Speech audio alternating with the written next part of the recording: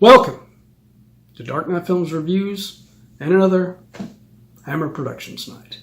Tonight, I will be reviewing Hysteria, released in 1965.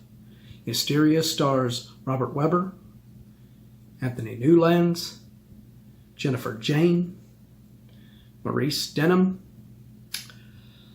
Lelia Goldoni, and Peter Woodthorpe. Hysteria is directed by Freddie Francis. Now this one was written by Jimmy Sangster.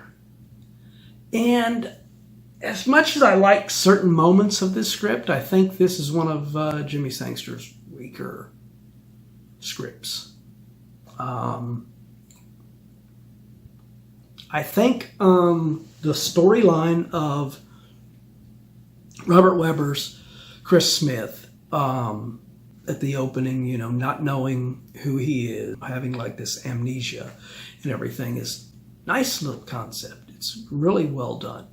And it is well done all the way up until the point when he's at this hotel where he is staying and he keeps hearing voices and everything and stuff that's making him doubt his sanity. And then Lelia Goldoni's character of Denise James shows up. And from the minute this character comes into this film, the way she was written, the way she was played, I didn't trust her. And then Chris has a scene at the beginning with Anthony Newlands, Dr. Keller. And that he seems like a good doctor, a good psychiatrist and everything in these opening scenes. But then later in the film, you're seeing Chris keep taking this medication, and then after he takes the medication, he starts having these hallucinations and all sorts of stuff. And that's when I started thinking that Dr. Keller is in league with this Denise girl. And I was right. Spoiler alert. But I really like the Jennifer Jayne character of Gina McConnell, the nurse that is kind of fallen for Chris as a character. And Robert Webber does a great job in this, playing Chris in this film. But the way that those other characters are written in there, and then this scene where he supposedly, takes the medicine, passes out, and Denise says she's going to stay with him for the night. And then, of course, he wakes up after this big flashback of what was supposed to have really happened to him. And this whole flashback scene just goes on and on and on and on and on. And it doesn't really make any sense. None of it feels like any of it's real. So when he wakes up and Denise is supposed to be dead or whatever and shit, and he was supposed to have thought that he attacked her and killed her.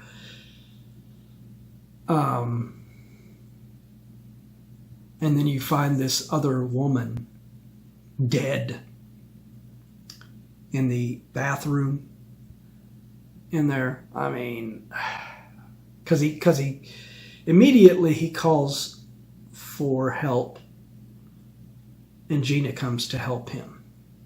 And of course, he had already hired this private detective, private investigator, or whatever you want to call him, named Hemmings, played by Maurice Denham, excellently portrayed in this role. One of the better parts of this film, next to Robert Webber. But he's already hired him and kind of fired him and everything and tried to get him off the case and everything, but he's staying on it. He's still wanting to investigate and help Chris. And But Gina shows up to help, and that's when Keller comes in. He knocks her out. And I thought this might be a route that might be interesting. Because I was thinking, he's a psychiatrist. I thought he might be really manipulative here, and he might use Gina. He's a psychiatrist. He has drugs and all sorts of whatever, and that he was going to, use Gina to get Chris to kill her or something for real, because the dead body that was in the bathroom was Keller's wife, and they were trying to make it look like Chris killed her. And it was a convoluted plot, and it did not work. And where they, like I said, where they could have really done something cool there with him, like taking Gina after she's knocked out and then just kind of, using his psychiatry on her or something while Chris is gone, and getting her to attack Chris, somehow. But they don't do that. They just have her, she's knocked out, they dragged her off into the other room, and then they attempt to fucking kill Chris. And then, of course, Hemmings comes in and saves the day. But, yeah, the ending just let it down in those flashbacks. But overall, I would give Hysteria from 1965, I would give this one